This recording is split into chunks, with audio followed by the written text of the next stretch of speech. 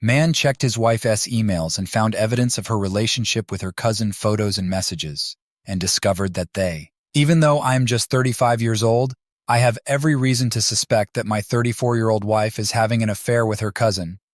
I used to have complete faith in her, but after one incident approximately 5 weeks ago, I started to really distrust her. We went head over heels the moment we met when I was 27 years old. From a prior relationship, she had a 6-month-old kid, and I've known her throughout that time. The child's father has been absent. Adoption was acceptable to me since I had a genetic disease that I did not want to pass on, but becoming a father had always been a dream of mine. After that, we married 3 years ago and have been a regular family ever since. Although she and her family were never particularly close, she did have strong relationships with a few relatives. When they were younger, one of them let us call him Mark had attempted to kiss her. He was only a foolish child, so she ignored it. At Thanksgiving, we see him year after year, and he's just another man. They got back in touch and have attended several family gatherings together recently. He took her to these occasions in our shared vehicle because I had to use it for work. Due to the fact that they are cousins, nothing seemed unusual. There was no discernible shift in her conduct. But one night when I was vegging out in front of the TV, she walked in and brought up the fact that I had befriended a female at work. A buddy request was accepted by me. Things Dante often annoy us because we are a really open pair. For example, she often makes sexually suggestive comments about handsome males, and I find it completely acceptable. I introduced her to the new office administrator. In a first, she refrained from accusing me of infidelity, but I could see she was about to. This is worth noting since I've come across accounts of people who cheat using their relationships as scapegoats. Regardless, the family's social media accounts attest to the veracity of these excursions. Images captured during these gatherings are also shared by my wife. My wife was absolutely robotic every time she returned home after each of these 3 activities. The sex was as silent as always, if not quieter, although she has frigid flashes every so often, as a result of her despair. She said her despair was to blame when I inquired how she was doing. I sat about the house, dropped off the son at school, and checked my email after she went for work 5 weeks ago since it was my day off. I saw that her cousin had contacted me on Facebook. I believed he was getting back to me when we recently spoke about going to a minor league baseball game. I saw that my wife was still logged on, and he was really chatting with her. I wasted little time in reading their chat history, which was full with him harassing her, while she said things like, "But I am married and no, I am married." Her responses seemed forced, as if she was only saying no out of obligation rather than want. I can technically call her cheating since no one has brought up anything occurring, and she is politely denying him, but it has me appalled and shocked all the same. I had a confrontation with her about it after she returned home and our kid was put to bed. She started sobbing and said things like, "I didn't do anything. I didn't know how to tell you. I was just hoping he would stop." She and I have spent years in therapy together, so we are both very good at communicating about setting boundaries, comfort zones, and how to deal with unwanted advances. I wanted to believe her and think he was just being creepy, but the way she hasn't told me and is acting normally has made me suspect something else is going on. I told her I believed her and asked if I could message him to stop and express my disgust that they are cousins, or if she would rather tell him and handle it herself. At first, she said she would tell him I knew and not to call her, but her resolve wavered because she was sure this would just stop. He saw my message, but didn't reply.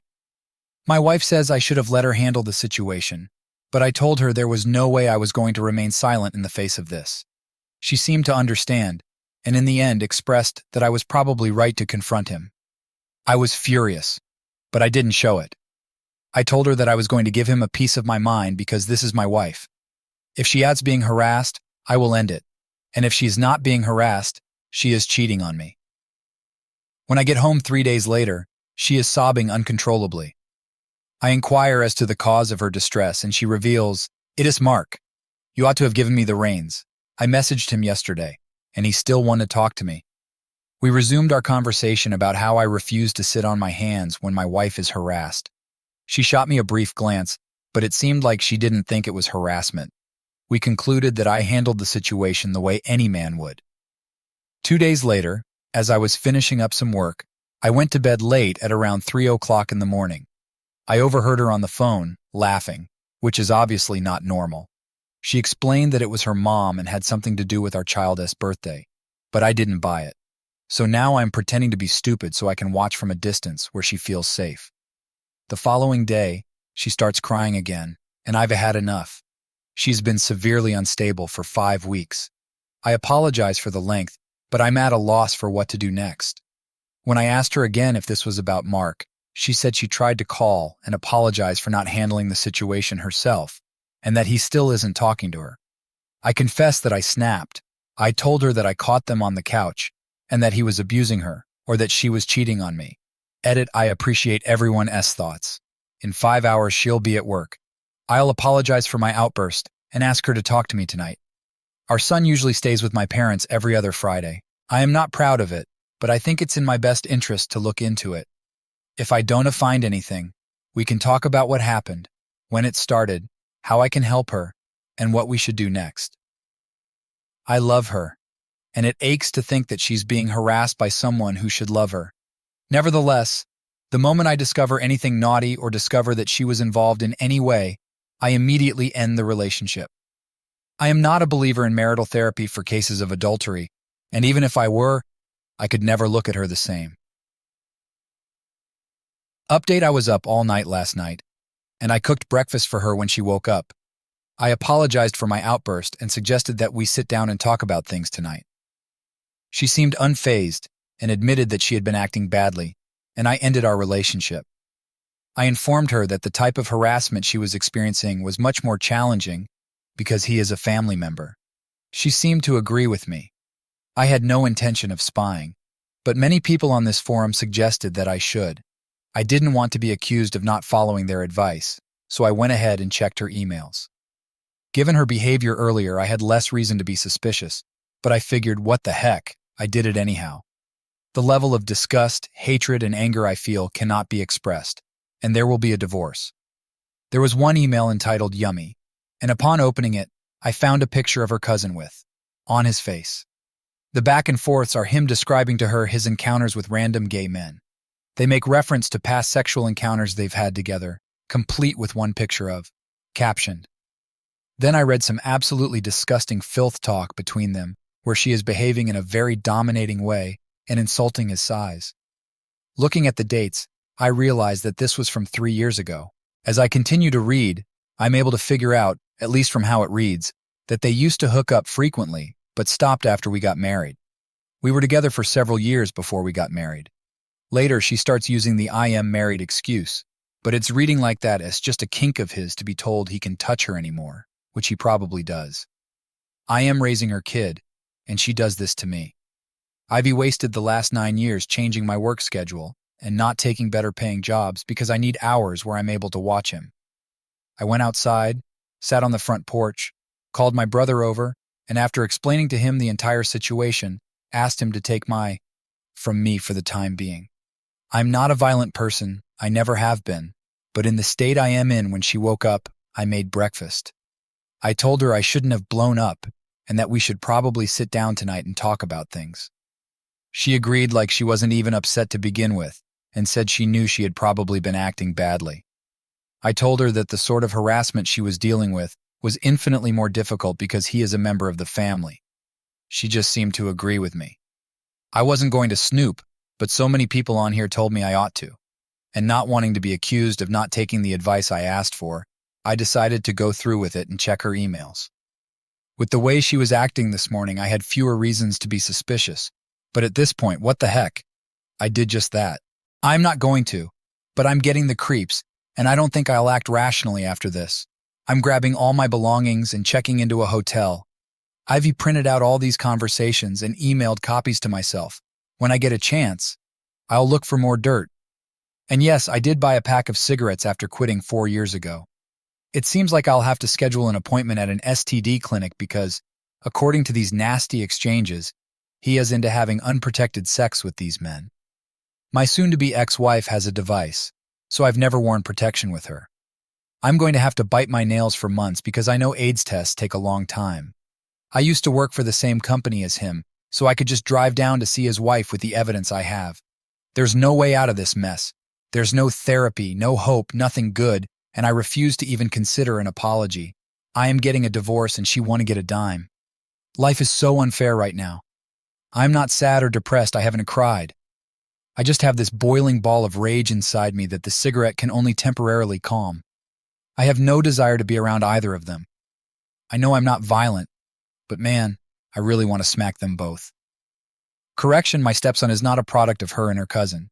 He has an uncanny resemblance to his real father, and his father was had to submit to a paternity test in order to establish child support. After the results were in, he mysteriously disappeared and has not been contacted once in the last 9 years. I went to a lawyer first, and then I went straight to Mark S. house to talk to his wife. She was devastated, as one would expect, and disgusted by the situation. We sat down for a while, and I told her that Mark had been bragging to my wife about having unprotected sex with random men on the internet. This has been going on for years, and I have basically found out that my wife is cheating on me with her cousin Mark. I stayed the night in a hotel where I still am, and talked with my mother, brother, and father. My mother-in-law begged me to come and talk about this, saying I must have made some mistake. It's all voicemail, I never picked it up. She was broken, and insisted on seeing them anyway. He was bisexual and was always found chatting up random guys. She said she let him go out every so often and see a man if he felt he needed to get it out of his system, as she put it. I didn't answer my wife's calls, and she didn't text me either, so I figured she knows I've been documenting things and doesn't want to give me any more ammunition. I called her briefly at the end of the day and told her we did talk the next day. When I got home, she was a nervous wreck trying to hug me, but I told her that was over. She denied ever cheating on me, said I misunderstood, and that Mark S. wife was spreading rumors about how much they hated each other. It was at this point that I realized my wife thinks I heard about their affair from someone else. She has no idea I found out about it myself. I then show her the papers a photo of him with the caption, "Yummy," in which she talks to him as if she were some dominatrix type. At one point, she even asked him to send her photos of himself after these men had finished with him really disgusting stuff.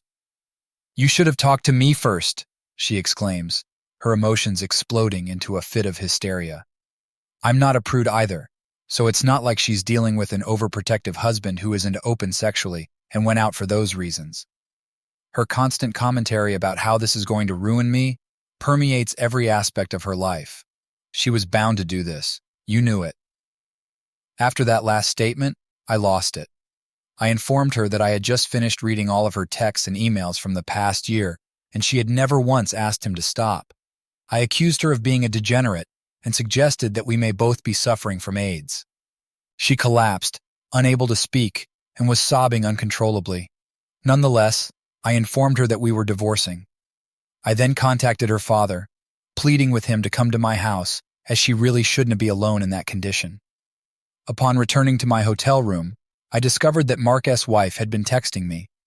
She uncovered discussions about their sexual encounters from 2010 on MySpace, of all places.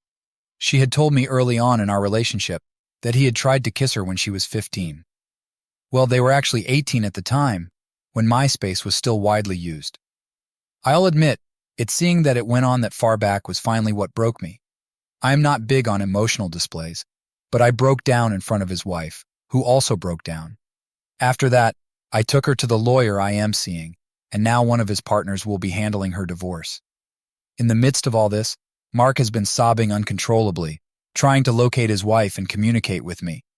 Despite all this evidence, he is determined that this is all just a misunderstanding. It turns out that Mark and his wife reside in a house that his parents own. His parents have punished him severely, forcibly removing him from the house and offering an apology to his daughter-in-law. They have also stated that his daughter-in-law is welcome to stay at the house with their grandchild for as long as she wants, effectively disowning him. Mark S.'s actions today can be attributed to his father's ingrained belief that Mark molested my wife when she was a child. My wife is his favorite niece, essentially a second daughter, and Mark is effectively on the run from his old man, who wants him dead. Unprompted and wanting to help, my father assured me that he would pay for my hotel for the week. Today, I told my boss the truth, no filter about what happened, and that I am taking 2 weeks to sort out my life. He made a comment about how awful his divorce was and encouraged me to take as much time as I needed, saying that he would inform everyone on the floor that I had a sick parent or something, which was very sweet of him. Lying down in my hotel room now, missing a stepson I'll probably never see again. I raised him for 9 years, changed his diapers, bottle fed him at 4:00 a.m., took time out of work when he was sick, waited on him hand and foot after a nasty fall that broke his arm so his mother could sleep because she was working in the morning. The rest of this world could burn away to ash, and I wouldn't blink or care, but the thought of never seeing him again rips away at me like nothing else. I need therapy. It's going to take a lot of talking to get through this. I'm not a suicide risk, so no worries there. I'm an atheist, so this is the only life I got if I end it. That's it. Talking to my lawyer on the phone later, and we'll be meeting up with Mark SX again because apparently there's more I done update. We were getting a divorce. Since we are not rich, all we have to split is 2 bank accounts and utility bills. We've already decided who gets what, so I am falling for the other survivor, but I am not going to give in to my feelings for her. A lot has happened since my last update. Firstly, the good news: my HIV rapid test came back negative. I was expecting it to take days or months, but I found out during the same visit. I'll obviously get tested again in a few months, but for now, I'll just be extra careful and live my life as if I have the virus. Mark's wife, who I'll refer to as Linda from now on, was there to offer her support. Her appointment is in 2 days. I had a lengthy conversation with my soon-to-be ex-wife earlier this week, an understandably explosive sit-down, and we have spoken sparingly since then. I didn't mention it, but I've been calling her to say goodnight when my son is about to go to sleep. Currently, he thinks I'm just really busy, but I intend to tell him the truth, or at least a version of the truth that a 7-year-old can understand in the days to come. She was aware that reconciliation was never an option and refrained from trying to force it, which I appreciated. Her reasons shouldn't bother me because they want to help me in any way. However, letting my emotions get the best of me, I asked her to be honest and tell me how long it's been going on and why, or if I did anything to cause her to feel this way. She seemed to be calm while talking to me, but her honesty gave it away. I can tell she is probably telling the truth, and I can tell she is glad to finally be able to talk about it. To cut a long story short, she's the one who started it all. She didn't say much, but she is madly in love with him. They aren't together because, well, it's incest. I'm finding out that I am basically just another one of those sham spouses that gay men would marry to fit in, and it is crushing. She says she loves me, but I don't believe her, and it doesn't matter anymore. My life for the past 9 years has been a lie, likely serving as a cover for this nonsense. I don't know what real love looks like, and it's gotten me pretty messed up. I don't know if her hurt expression was genuine or just a facade. What really mattered was that we talked about my stepson and our plans for the future. She assured me that she wouldn't fight for weekend custody and would include it in the divorce decree. I feel like she really cares about how this will impact my stepson. She kept telling me that I am his father and only dad, and that separating from me would be devastating. We will break the news to him in a few days. Tomorrow, I'll be taking him to the zoo. I was thinking of telling him after that, but he loves the zoo, and I really don't want him thinking of his parents' divorce every time he sees it. It is tearing me up having to think of a way to best scar my child for life. I am thinking about how to make it positive, like telling him how in my new apartment he'll have a new room, and he can paint it how he wants and help me get stuff for it, make him feel like he and I are a team. We aren't wealthy, so we're just going to keep what we have in our already separate accounts, divide up the remainder of our utility bills in a fair way, and just get the divorce. We planned to meet at the courthouse, and I would file for divorce in her presence so that she could be served immediately. I wanted this whole thing to end as soon as possible, and she's given me exactly what I want: a rejection of child support with the words, "You didn't make him, and you didn't do this to him." Despite my current feelings of resentment toward her, I admire her willingness to try to make amends for this. Maybe she just wants weekends off to screw her cousin, but truthfully, I don't mind having a child as long as I can continue to be a dad. Yesterday I went to see how Linda is doing. When I got there, Mark's parents were there and shocked to see me.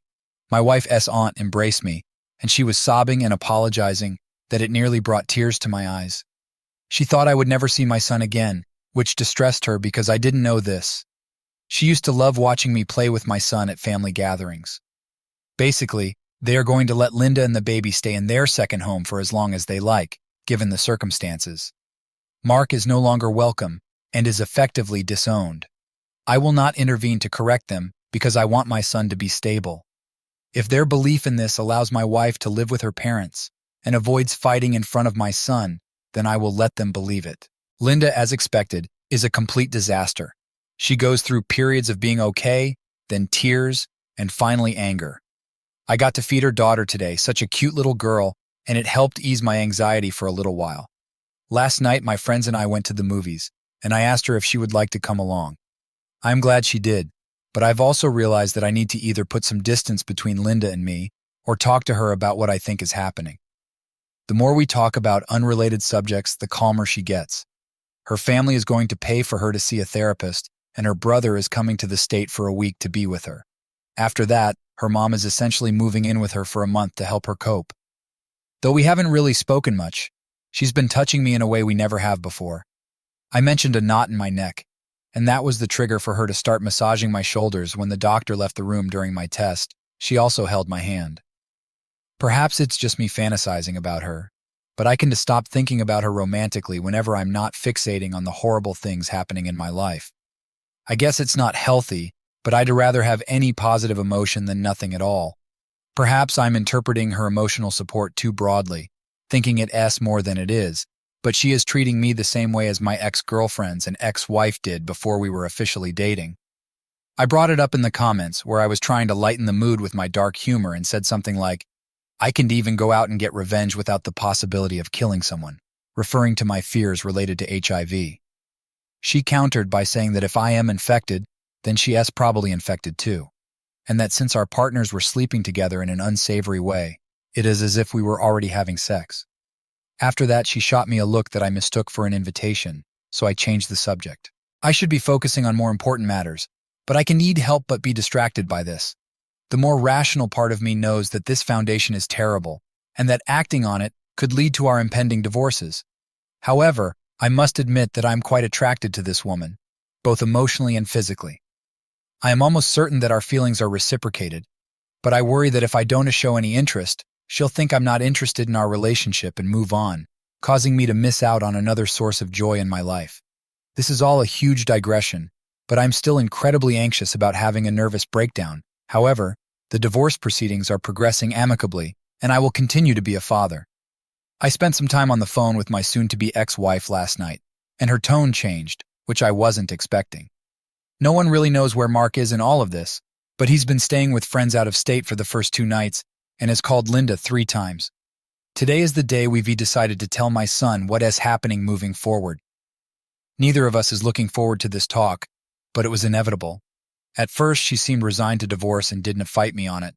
On the phone, she was in tears at points, trying to explain away this relationship with her cousin. She's trying to say now that nothing physical has gone on between them during the years she and I were together, only random dirty texts. The storm is coming, I think, because now she says she ought to have my car because I work 20 minutes from where we currently live, and she works an hour away.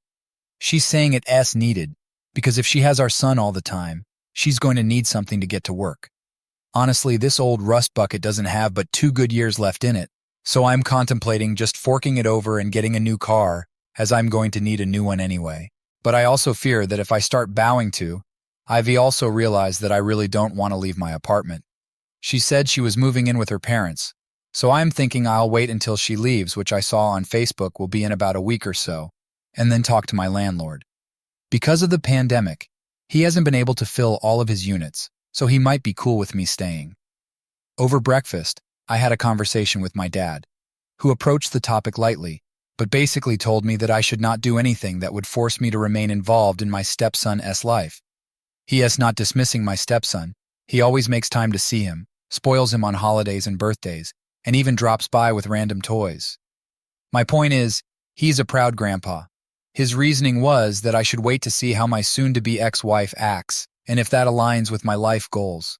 He reminded me that I passed up my chance to become a schoolboy so I could be a family man, and that no one in the family would hold it against me if I decided I didn't want to be a father anymore. While everyone loves my son, they don't want to see me fall from grace because I feel like people will judge me and I'll be bound to that crazy family for the rest of my life. Basically, though, they'll support me regardless of what I do.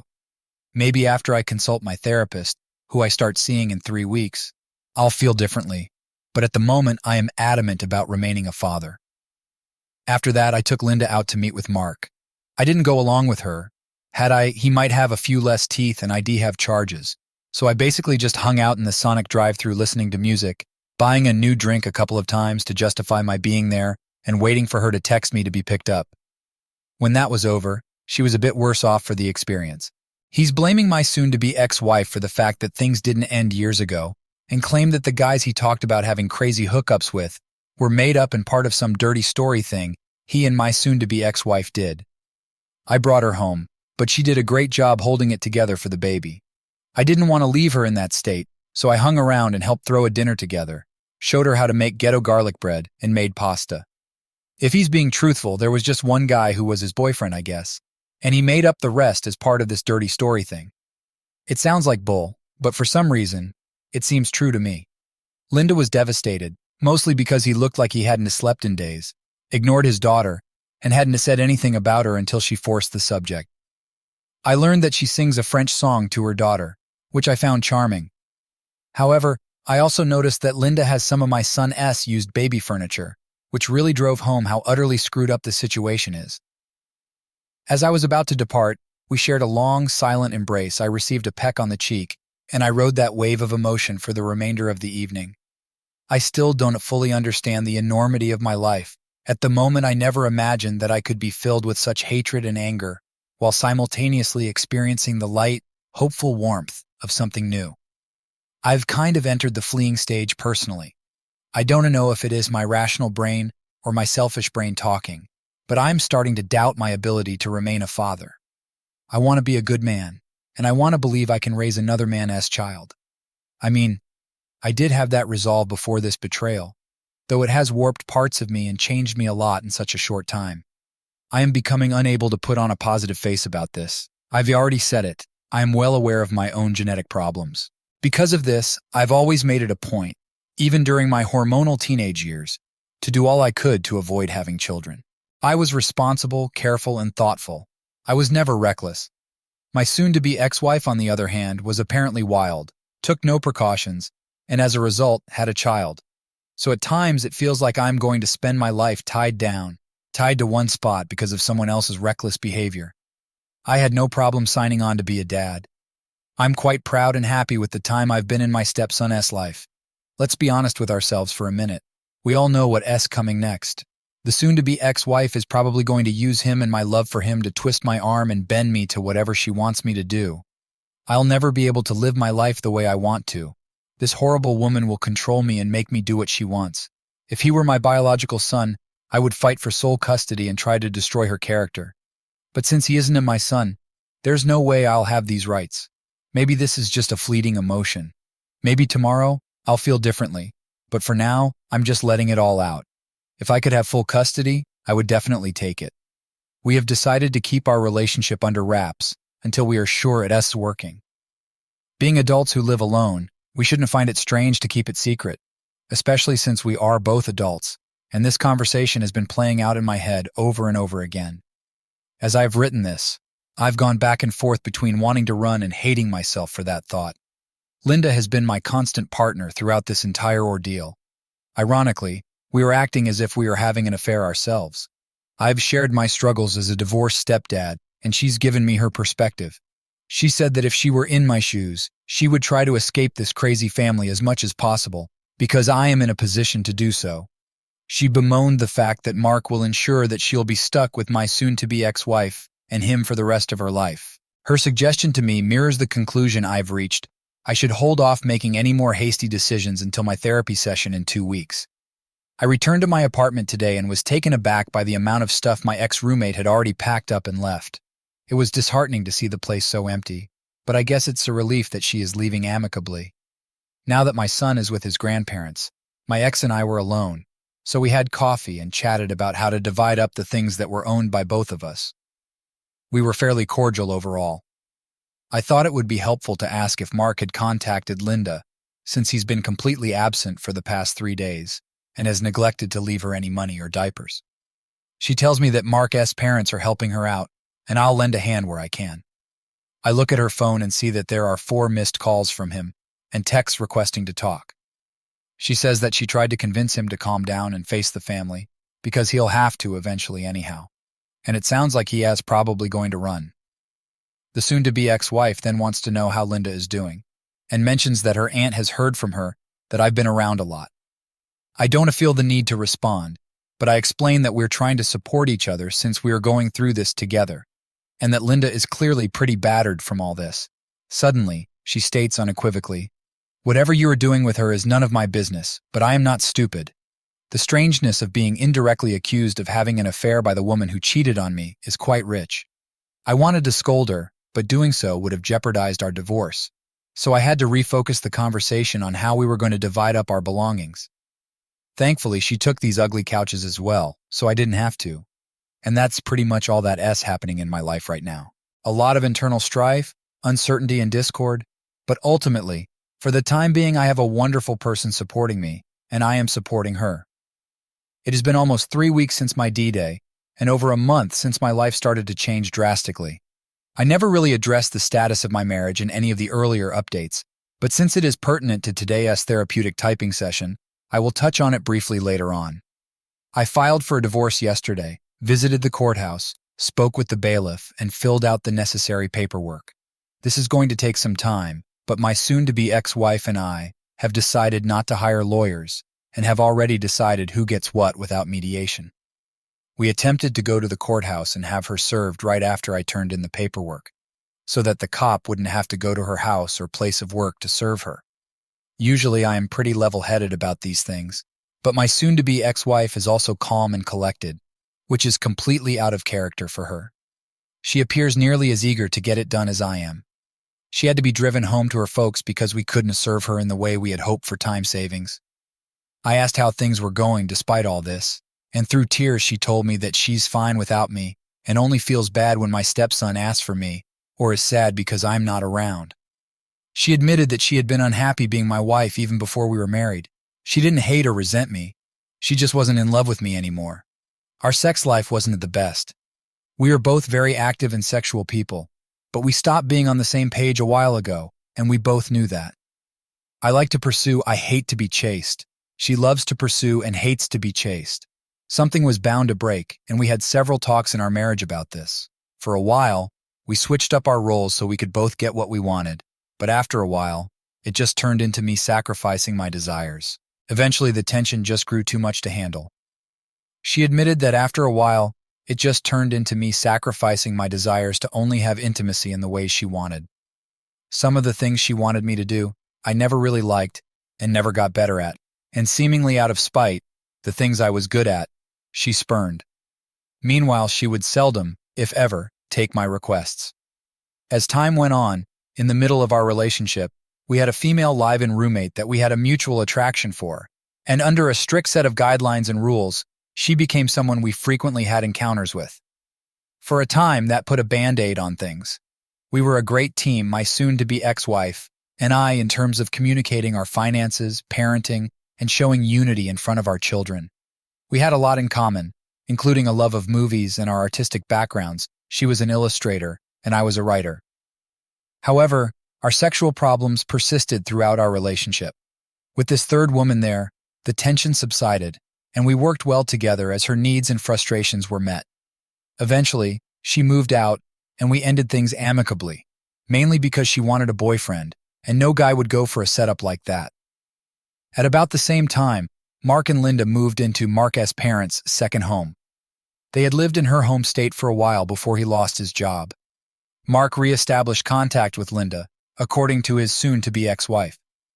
At first, they met up like any other cousins, but eventually, she decided to have an affair, and they began having indiscretions. They would only meet up at family gatherings, and on a few occasions, I couldn't even find her. We were married at this time, so I guess it must have happened at my own wedding. By this point, I am sick of hearing about their affair. The soon-to-be ex-wife tells me that she's seeing a therapist and wants to use me as her priest in confession. I'm hearing everything about their affair for the first time. I guess it's good that I know the truth. But since it doesn't affect my life in any way, there is really no use in my listening to it. Additionally, she informs me that the out-of-state aunt who passed away was actually her crying after Linda called to joyfully inform her that she was pregnant. I feel even more betrayed now than when I found out about the texts. Last weekend, I got to spend 2 days alone with my stepson. We had a blast, and he had a blast too, because it's been the longest time we've spent together since D-Day. He is 7 years old and loves Minecraft, so I got him a console version so we can play split screen. He told me he misses me, but he loves seeing his grandparents every day. They spoil him rotten. After this fantastic weekend of playing catch and playing video games, the usual dad stuff, I am really committed to staying a dad. Then she tells me all this new stuff. And I have to admit, I'm not sure I can handle being around this woman for the rest of my life willingly. I should be able to put aside my pride and remain level-headed for the sake of my child. But with things the way they are, the idea of giving up becomes more appealing. It breaks my heart more than losing my wife, more than the betrayal. I will see him again on Friday night to see if I can still fight through this. On the subject of Linda, I will keep this brief, because this is already far too long. Mark stopped communicating with her 4 days ago and has apparently moved in with his boyfriend. She plans to file for divorce this week and think about what to do next. Her brother will be visiting in 2 days to speak with her and stay for the week. With the permission of Mark's parents, we changed the locks on the house because rumor has it Mark has been using drugs. Still, I figured it was best to be safe than sorry, so I installed a deadbolt and a new chain. He's never been violent, but he has gone missing for days at a time, leading people to believe he's into drugs. As for my relationship with Linda, we are secretly trying to have a romantic relationship. We both know that our feelings could be a result of our trauma and not real or lasting. But if I can be selfish for a second, it's the best relationship I've ever had. I've never been more emotionally attracted to anyone before, and I often find myself daydreaming about her as the workday comes to a close. Life is hammering me while everything is falling into place, and I've never felt such an intense desire for anyone before. She assures me it's mutual, and I've returned to work this week, and twice she dropped by with dinner that she cooked, which is the most adorable thing anyone has ever done for me. The past week and a half has been incredibly difficult and stressful for me. I don't know why it took so long for the new information my ex shared with me about her relationship with Mark to sink in. But in the days after my last update, I began to fantasize about them sneaking off whenever I turned my back. I had to face the reality that she was never really mine, and that I was only a babysitter and temporary man to cover up her unhealthy relationship. At the end of it, I realized that I'm not going to live my life like an extension of hers. That means I want to be trying to have a relationship with her son after the divorce. It's the worst feeling I've ever experienced, but I can see myself getting better or living my life on my own terms if I stay in her shadow. I know a lot of you don't want me to say this, but he's young, I am young, and there will be plenty of time to heal from this. Linda's life has been a complete disaster for the past 4 days. Earlier this week, her brother visited, and she was relieved to finally see her family. When she introduced me as the ex-husband of Mark SAP and how we had been supporting each other through this, her brother pretty much figured out that we were seeing each other. He pulled me aside, as any big brother would, and expressed concerns that she might be jumping into things too soon. I explained to him that she and I had had that same conversation, and that's why we are taking it easy. I told him that I respected his sister, and that our relationship started because I knew she had no support locally, and that we could relate to being heard in the same affair. I also informed him that I would not stand in her way if they decided it was best for her to return home. Her recovery should be her top priority, for herself and her daughter. After that, we got along as well as could be expected. Just when things were starting to look up, Linda received a call from the hospital. Mark is in the intensive care unit. He didn't leave a note, so the reasons are still unclear, but he ingested a dangerous amount of antifreeze. I mean, obviously, with all the drama and shame of having his affair exposed, suicide isn't far-fetched. But on the other hand, who thinks of this method among all the ways to end one's life? I mentioned before that he was rumored to be getting into drugs, so accidental poisoning can be ruled out. In any case, Linda is now feeling tremendously guilty over this, as unwarranted as that might be. Mark's parents went from universally condemning him to asking Linda whether or not she'd consider reconciling with him. She told me that she told them she'd consider it, but only because she didn't want to see them hurting anymore. On top of this, as of writing this, he has been in the ICU for 5 days. I don't know all the technical terms, but there is a concern with crystal deposits in the brain. He had a heart attack at some point during his initial treatment, and honestly, nothing really looks good for him. I want Linda to know that I am here for her, until she makes a decision about her life after this. If she wants to try to make it work with me, I am open to that. If she wants to go back south to be with her family, I fully support that too. Linda told me that even if they were able to save him, the amount of brain damage he has received will impact him severely for the rest of his life. I don't wish death or suffering on anyone, but this man helped ruin my marriage, a father, son, and his own marriage. My ex is seeing someone now, which probably means there were multiple guys in the shadows, which is a hard reality check for me. Apparently, I have the situational awareness of a drunken toddler, or maybe I had blinders on, but holy hell, I have no idea who I was even married to. That is part of my reason for not remaining in my stepson's life. I'll never get past the drama, and I'd have to sit back powerlessly and watch as her poor decisions continue to make his life worse and worse. I hope she smartens up, that her therapist actually gets her thinking right and responsible, but I have serious doubts she'll ever change. If 9 years of marriage didn't civilize her, I doubt a therapist will. I don't know what I did wrong. I am a good listener, a provider. I pick up after myself, and I tried my best to never make her feel unloved or unwanted. I helped out with home renovations, raised her child, had a wonderful relationship with her parents, and even went out for beers and watched the game with her father on his own, so there was no friction in our interactions. Her family loved and accepted her and her son from the start, and there were sexual issues, I suppose, but it wasn't like we had a sexless marriage. We could have communicated better, as there were conflicts, but I thought our bond was strong enough to endure. It turns out that the whole thing was an illusion. I wish I could end on a better note, but this will be my last update. If you are curious about my plans for the future, you can basically choose between two things, and both will happen after this event with Mark. I can fathom abandoning Linda in the midst of all this, because she has been tremendously supportive throughout. Option 1. If Linda wants to move back to her home state when this is over, I'll give her a kiss goodbye and send her on her way. No offense to that state, but I don't see a future for me there. If she wants me to go with her, we will have a discussion, and I might do some research on the area to see if I'm misjudging it. She makes me happy. She feels like how a loving partner ought to feel like. I'm not going to tell her how much she means to me because I want her to be making choices that are best for her and her daughter without me clouding her judgment. If she, in the course of our discussion, tells me she loves me and wants to give us an honest try, I'll tell her how I feel, and we'll go from there. I don't want to be morbid, but if Mark doesn't pull through, we're both leaving the S option too. If Linda and I end our relationship, the answer is clear. I miss my friends and family on the West Coast, and my career is more promising there anyway. I could really figure out who I am and create my own life, go surfing again, get in shape, meet someone who loves me, start a family. The possibilities are endless. I've brought this up with Linda, and she seems interested in making the move. She has never been west before, but I'd be happy to date her for a few months before making that decision. Option 3. I could stay put and advance in my current role as a quality control floor supervisor in the manufacturing industry. Most of my coworkers have gone corporate and are now sitting behind a desk, and I was supposed to be one of them. However, I had to turn down that opportunity due to family obligations. Instead, I could stay put and enjoy my current position, find a new girlfriend, or if Linda decides to stay, pursue a long-term relationship with her. I'm also researching my disorder to see if there have been any breakthroughs. Maybe there is a way I can finally have children without worrying about passing it on. I haven't done any research on my condition in over a decade, so who knows?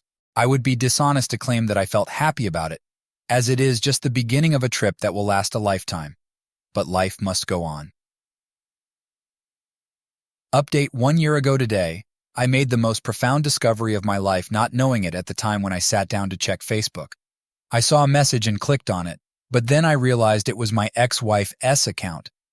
Inside, there were sexually explicit messages from her cousin Mark, and within 3 weeks of this message, Linda, Mark's ex-wife, and I uncovered evidence of their affair dating back to MySpace. Despite the trauma, Linda and I started supporting each other, and eventually started dating. Now, a year later, she is the mother of my firstborn child. Mark, my ex-cousin and AP, took his own life after swallowing a deadly dose of antifreeze. The doctors who treated him told us he had consumed just enough to kill himself, which gave the impression that he was attempting self-harm as a cry for help. Linda had been staying on the property that Mark's parents owned, They had supported her during the affair's public disclosure, but withdrew their support after his death. Concerned that they might evict her or worse, she and her daughter moved into my apartment. After Mark's death, my ex's family began to openly despise and hate her for her part in the affair. They had been blaming him and acting as though Mark had been molesting or abusing her until he died, and then they shifted the blame to her. Now she doesn't even want to be around family anymore. The only people she talks to are her own parents. I believe my ex-stepson is the only reason they haven't disowned her. I still don't understand how my ex-wife could have the gall to act as though my involvement with Linda, which had been going on for 10 years, constituted a crime punishable by the seizure of the son I had raised from the tender age of a few months old, and yet she allowed me to keep seeing my stepson even after we divorced. When Mark passed away, my relationship with Linda became public knowledge, and as a result, she began to fight with me over it. I ultimately decided to end it all on my own, because I felt that our incessant bickering and my lack of legal authority over him would have caused him even more misery and traumatization than if I had simply left. If you've been following my posts or reading the comments, you are aware that Linda and I have moved back to her home state, where I've started a new job. We are renting a house and are both in therapy, both individually and together. We know that relationships like ours can go wrong, so we want to work on communicating and growing closer so we can handle tough times better. We are both survivors of infidelity, so our love story will never be a pleasant one to tell our kids. One thing I learned about my marriage through therapy is just how much my own parents' terrible marriage has affected me. My dad is a good guy, a loving father, and my mother is a wonderful woman, but their relationship is a mess. My ex-wife and I never really fought or got into huge fights. Now, as a kid living in a home with a loveless marriage, I always knew when things were bad. The loud arguments, the yelling, and what have you. When things were quiet, things were good. It wasn't happy, it wasn't healthy, but it wasn't outright conflict. So I associated it with good and healthy. My ex-wife, in all likelihood, never loved me, and I've come to realize that just because we didn't fight and there was no outward conflict, this by no means meant things were happy. It's just my only point of I'll speak for Linda a little because she's given me permission to share, but she was made to feel totally dependent upon Mark for everything. They met online, dated long distance, and he convinced her to move in with him, even though it meant she would be dropping out of school. He wanted to be that man of the house type, so he didn't let her work. Without work and school, Linda had no friends outside of Mark and my ex-family. Worst of all, a year into their relationship, he came out as bisexual and told her he'd see men every so often. Unsure how to handle it, she just accepted the situation. She is currently pursuing her GED in order to be employed if she so desires. I am more than willing to support my child's mother, but after being left out of her own life for an extended period, she deserves the freedom to choose her own path. In other news, my ex-girlfriend got into a fight at a parking meter with a meter maid or traffic cop, which resulted in her arrest and the seizure of numerous prescription medications. Initially, it was said that she had been stealing them from someone, but it turned out that she had been doctor shopping. She served a token 3 weeks in prison, and her parents are currently battling over custody of my stepson.